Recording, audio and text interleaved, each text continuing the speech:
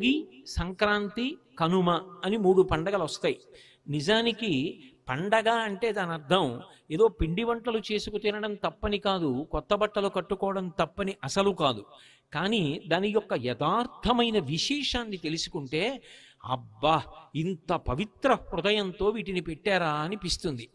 భోగి అన్న మాటకు అర్థం ఏమిటంటే భోగం అనుభవించేటటువంటి రోజు అని. ఈ ఋతువులో సాధారణంగా ఏమవుతుందంటే పౌష్యలక్ష్మి అంటారు ఈ పుష్యమాసంలో. ఈ పౌష్యలక్ష్మి ఇంటికి వస్తుంది. పూర్వం ఇన్ని రకాలైనటువంటి ఉద్యోగాలు అవి లేవు. ఎక్కువ మంది వ్యవసాయం మీద ఆధారపడేవారు. ఆరుగాలం కష్టపడినటువంటి వ్యవసాయదారుడు పంట కోసి ఇంటికి తెచ్చుకున్న తర్వాత ఎంత సంతోషాన్ని పొందుతాడో. ఆ గాదెల నిండా ధాన్యాన్ని చూసుకుని పరమ సంతోషపడితే ఆ ధాన్యం సమస్త ప్రాణికోటి తిని కడుపు నిండితే చక్కగా వృద్ధిలోకి వచ్చి అందరూ శాంతియుతంగా ఉంటారు. ఇంత కష్టపడిన రైతు విశ్రాంతి తీసుకునేటటువంటి సమయం, అమ్మయ్య పంట ఇంటికి వచ్చిందని పరమ సంతోషంతో విశ్రాంతి తీసుకొని మానసికమైన ఆనందాన్ని పొందడానికి వెడతాడు.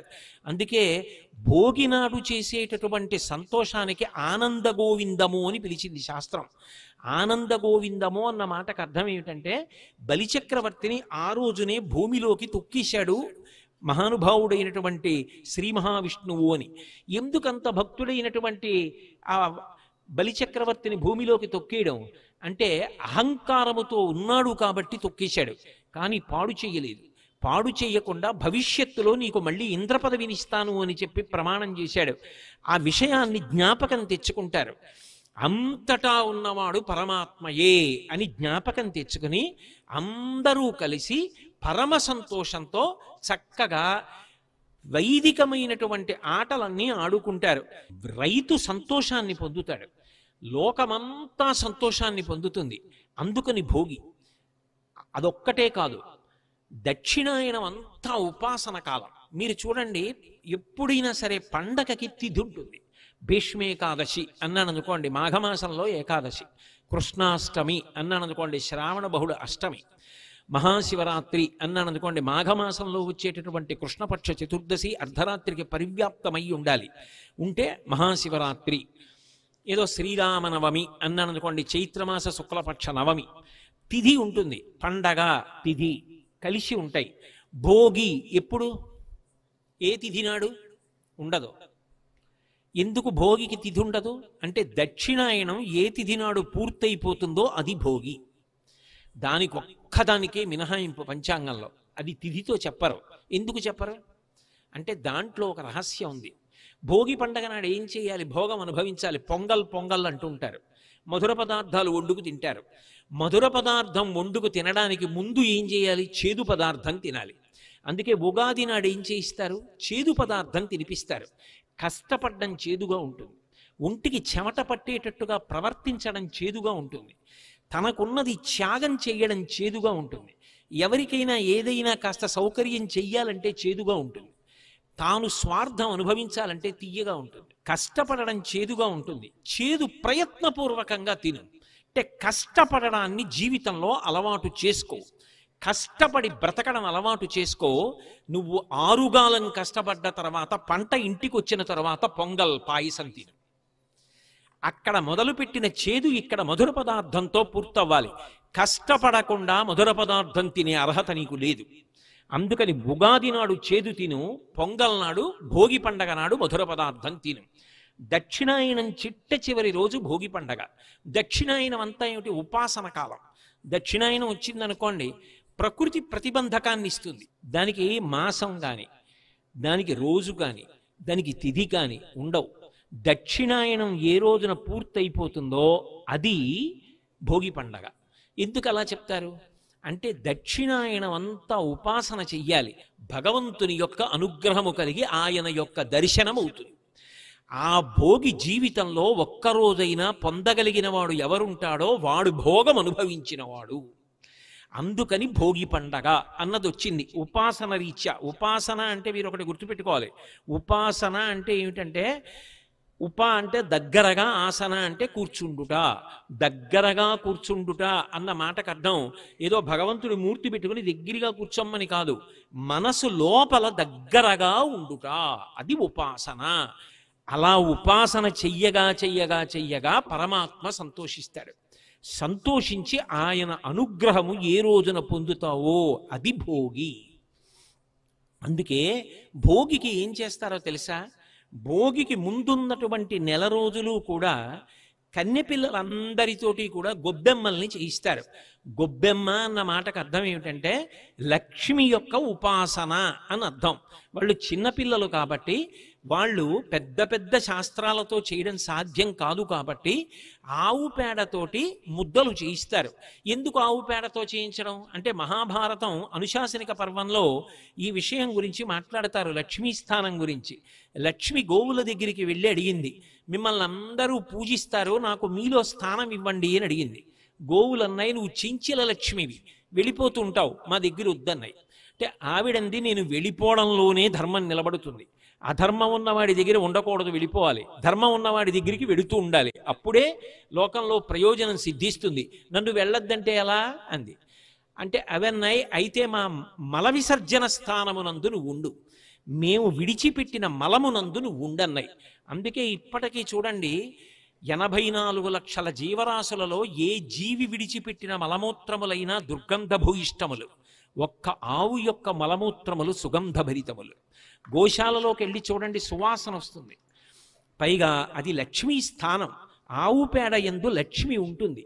అందుకని ఆడపిల్లతో ఆ గొబ్బిళ్ళు పెట్టిస్తారు. ఎందుకు పెట్టిస్తారు అంటే, ఆడపిల్ల ఎందుకండి మగపిల్లవాడితో ఎందుకు పెట్టించరు అంటారేమో. మగపిల్లవాడు ఒకవైపు ఉన్నటువంటి వంశాన్ని మాత్రమే తరింపచేస్తాడు, ఆడపిల్ల 2 వంశాల్ని తరింప చెయ్యగలిగిన శక్తితో ఉంటుంది. ఈ కాలమునందు లక్ష్మీదేవి అనుగ్రహం కలిగే సమయం కాబట్టి ఆవు పేడతో గొబ్బెమ్మలు చేయించి బంతిపూలు పెట్టించి ప్రదక్షిణం చేయిస్తూ గొబ్బెమ్మల మీద పాటలు పాడతారు.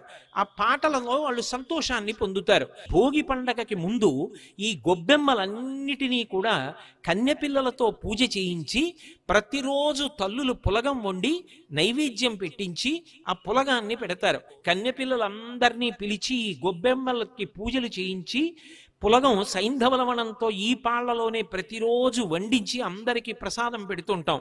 ఇవన్నీ తిని ఆడపిల్లలు చక్కగా సమాజంలో వృద్ధిలోకి రావాలి అని చెప్పి అందుకని పులగం పెడతారు. ఈ ఎండిపోయిన గొబ్బెమ్మలన్నింటినీ భోగి మంటలో వేసేస్తారు.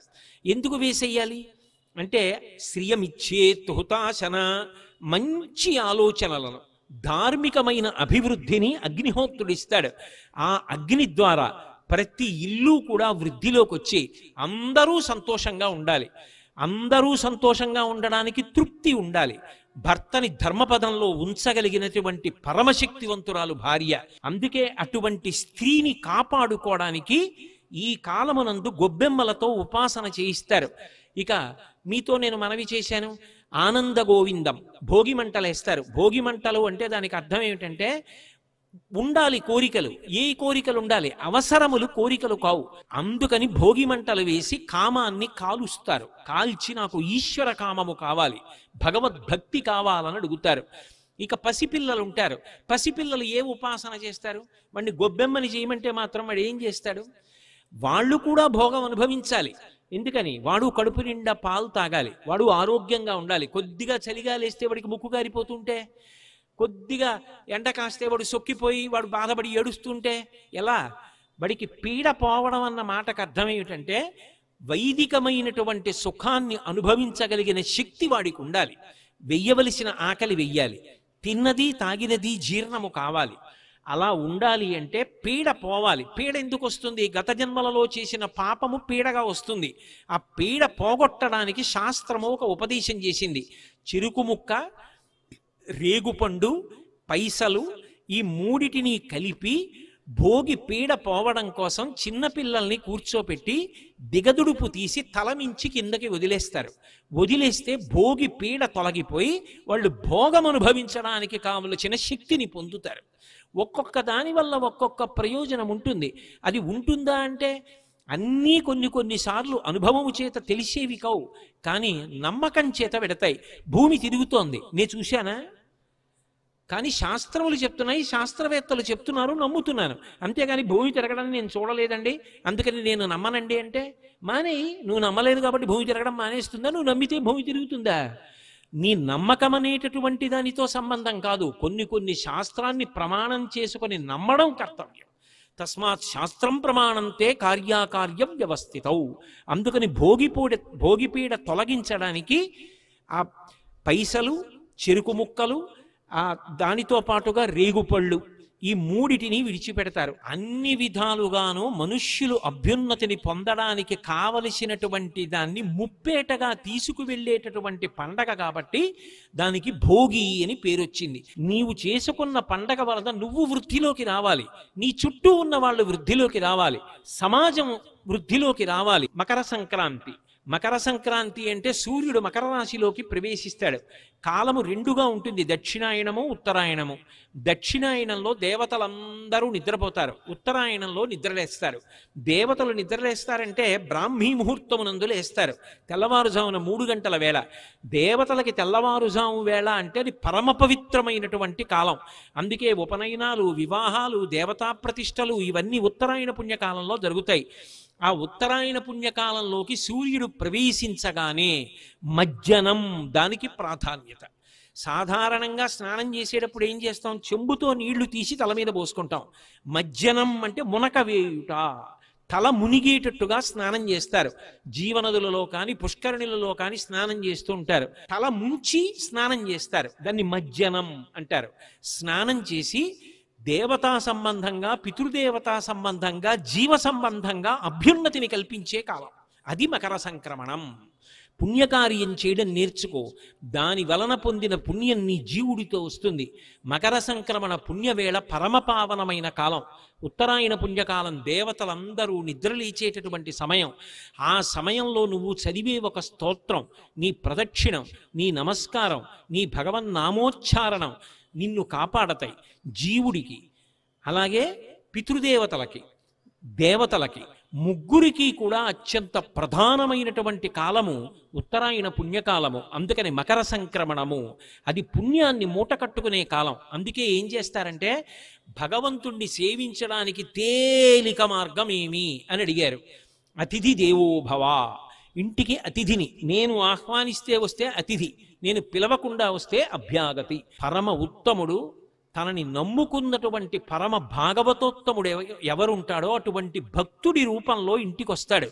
ఊరక రారు మహాత్ములు వా రథముల ఇండ్ల కడకు వచ్చుటలెల్లను కారణము మంగళములకు, నీ వచ్చుట శుభము మాకు నిజము మహాత్మా అంటాడు. ఎవరన్న దానితో సంబంధం లేదు, ఇంటికొచ్చినవాడు అతిథి. అందున అభ్యాగతి స్వయం విష్ణు, నేను పిలవకుండా వచ్చినవాడు. అది ఏ ప్రాణైనా కావచ్చు, కుక్క రూపంలో రావచ్చు, ఆవు రూపంలో రావచ్చు, ఓ పంది రూపంలో రావచ్చు.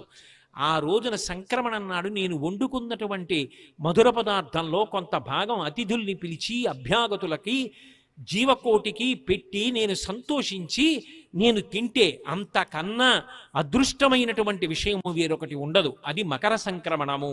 అలా నువ్వు తరించు, ఈ త్యాగం నేర్చుకో. త్యాగేనైకే అమృతత్వమానసు.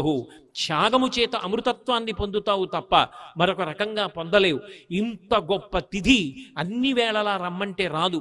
ఉత్తరాయణ పుణ్యకాల ప్రవేశమని స్నానము, దర్శనము, క్షేత్రము, ఒక్కొక్క పర్వతము, లేదా నీ ఊళ్ళో ఉంటే నువ్వు చెయ్యవలసిన విహితము, ఇంటికొచ్చిన అతిథి, అభ్యాగతి, భగవన్నామోచ్చారణము, పవిత్ర గ్రంథ పఠనము, పెద్దల సేవనము, గురుదర్శనము, ఇవన్నీ కూడా అభ్యున్నతి హేతువులు.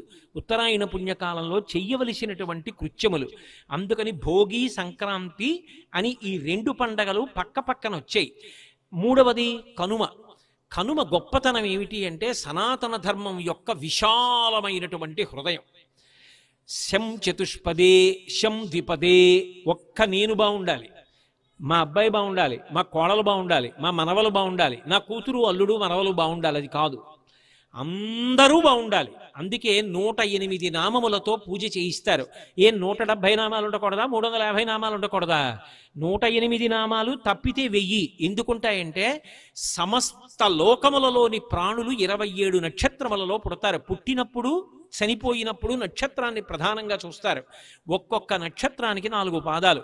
27 నక్షత్రములకు ఒక్కొక్క దానికి 4 చొప్పున 108 పాదములు. 108 నక్షత్ర పాదముల యందు ఎన్ని జీవులు పుట్టాయో, ఎంతమంది పుట్టారో అందరూ సంతోషంగా ఉండాలి. నేను ఒక్కడను కాదు, అందరూ సంతోషంగా ఉండాలి. శంకరాచార్యుల వారు నేర్పినటువంటి బాట. ఆయన కాశీ వెళ్ళారు అన్నపూర్ణమ్మ దగ్గరికి. అమ్మా నాకన్నం పెట్టని అడగలేదు. శంకరాచార్యులు వారు అన్నారు, మాతాచ పార్వతీదేవి పితాదేవో మహేశ్వర బాంధవా శివభక్తాశ్చ స్వదేశో భువనత్రయం అన్నారు. అమ్మా మా అమ్మ నువ్వే, మా నాన్నగారు శంకరుడు, 3 లోకాల్లో ఉన్నవాళ్ళు నా బంధువులు, అన్నం పెట్టమ్మా అన్నారు.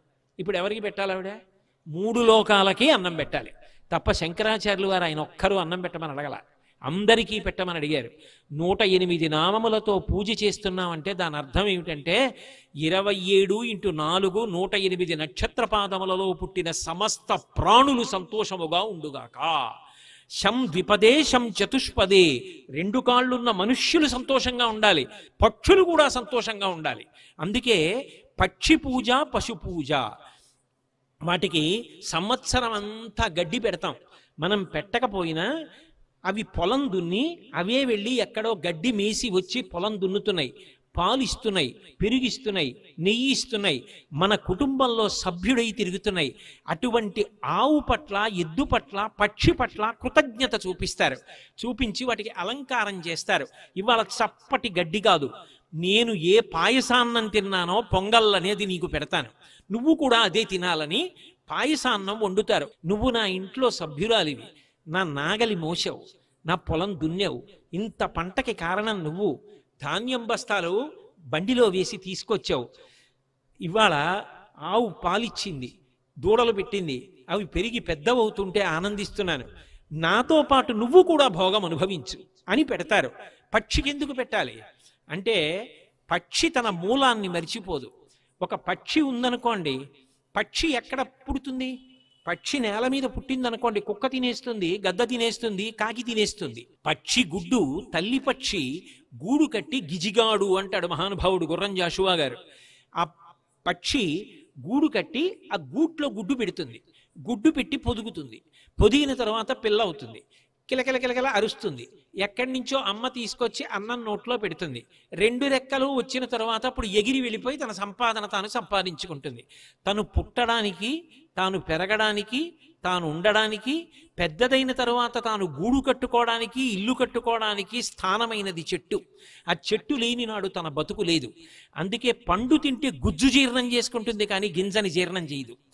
మళ్ళీ చెట్లు రావాలి, చెట్లు రానినాడు నాకు కృతజ్ఞత ఎక్కడుంది? చెట్టు రావలసిన గింజని జీర్ణం చేసుకోనని గింజలని భూమి మీద వదిలేస్తుంది. మలంలో రెట్ట వేసినప్పుడు గింజలు వదిలేస్తుంది. మళ్ళీ ఆషాఢం, శ్రావణం, భాద్రపదం వచ్చేటప్పటికి వర్షాలు పడతాయి. వర్షం పడ్డప్పుడు జామ గింజ జామ మొక్క అవుతుంది, సీతాఫలం గింజ సీతాఫలం అవుతుంది, మామిడి టెంక మామిడి మొక్క అవుతుంది. గింజలలోంచి మొక్కలు వచ్చి మొక్కలు చెట్లు అవుతాయి. తాను ఎక్కడ పుట్టిందో, ఎక్కడ పెరిగిందో, ఎక్కడ వృద్ధిలోకి వచ్చిందో పక్షి మరిచిపోకుండా అవి పెరగడానికి గింజలని రెట్టలో వేస్తోంది తప్ప జీర్ణం చేసుకోవట్లేదు. ఒక పక్షి ఇన్ని చెట్లు పెరగడానికి కారణమైంది. ఆ చెట్ల వలన నేను ఇవాళ పర్యావరణం సమతౌల్యంతో ఇంత సంతోషంగా ఉంటున్నా. ఒక పక్షి నాకు పాఠం నేర్పింది. ఏ అమ్మా నాన్న వల్ల ఇవాళ నేను పుట్టి వృద్ధిలోకి వచ్చానో ఆ తల్లిని తండ్రిని మరిచిపోవద్దు. నేను పుట్టిన చెట్టుని నేను మరిచిపోకుండా చెట్టు పెరగడానికి కారణమయ్యాను. నువ్వు కూడా నీ తల్లిని తండ్రిని మరిచిపోకుండా వాళ్ళని నీతో ఉంచుకుని వాళ్ళు పెట్టిన అన్నం తిని నువ్వు వాళ్ళతో కలిసి ఉండి నీ ఒళ్ళో వాళ్ళు ప్రాణం వదిలితే అంత్యేష్టి చెయ్యాలి తప్ప వాళ్ళని ఎక్కడో పెట్టి నీకు వాళ్ళు భారం అనుకోవడం మర్యాద కాదు అని పాఠం నేర్పుతోంది పక్షి. అందుకే పంట రాగానే దాన్ని గుత్తి కట్టి తీసుకొచ్చి దేవాలయాల్లో కడతారు. కట్టినప్పుడు ఆ పక్షులన్నీ వచ్చి ఆ గింజలు తింటాయి. పక్షుల పట్ల, పశువుల పట్ల కూడా కృతజ్ఞత ప్రకటించగలిగిన విశాల హృదయమున్న జాతి భారత జాతి. సనాతన ధర్మం అంత గొప్పది. ఆ విశాల హృదయమునకు సాక్షి కనుమ పండుగ. ఆ కనుమ పండుగ నాడు అందుకని అంత గొప్పగా అలంకారం చేస్తారు. చేసి ఇంత గొప్పగా ఆ విశేషాలన్నిటినీ కూడా సమన్వయం చేస్తారు. ఇంత గొప్పగా జరిగేటటువంటి ఈ భోగి, మకర సంక్రమణము, కనుమ అనపడేటటువంటి ముప్పేటగా జరిగే పండగ త్రివేణి సంగమం. బంధువులందరూ కలుసుకుంటారు, గంగిరెద్దుల వాళ్ళు వస్తారు, సంస్కృతిని నిలబెట్టుకుంటారు. ఆ గంగిరెద్దులు వస్తాయి. అలాగే ఆడపిల్లలు మగపిల్లలు చక్కగా ఉయ్యాలలు వేసుకుని ఆడుకుంటారు. హరిదాసులు వస్తారు. వాళ్ళు ఒక చోట నిలబడి ఏమీ పుచ్చుకోరు. వాళ్ళు బిగ్గరగా కంఠంతో పాడుకుంటూ వెళ్ళిపోతూ ఉంటారు. ఆ పాడుకుంటూ వెళ్ళిపోతూ ఉంటే వాళ్ళ దగ్గరికి వెళ్ళి ఆ చిన్న పిల్లలతోటి ఆ బియ్యము పైసలు పళ్ళు ఇప్పిస్తారు. గంగిరెద్దు మీద పాత బట్టో కొత్త బట్టో కప్పిస్తారు. అవన్నీ ఆంధ్రదేశం సంస్కృతిలో అంతర్భాగాలు. ఏదైనా పాడు చేసుకోవచ్చు, కానీ ఎవ్వరూ కూడా తమ సంస్కృతిని పాడు చేసుకోకూడదు. సంస్కృతికి పట్టాభిషేకం చేసే పండగలు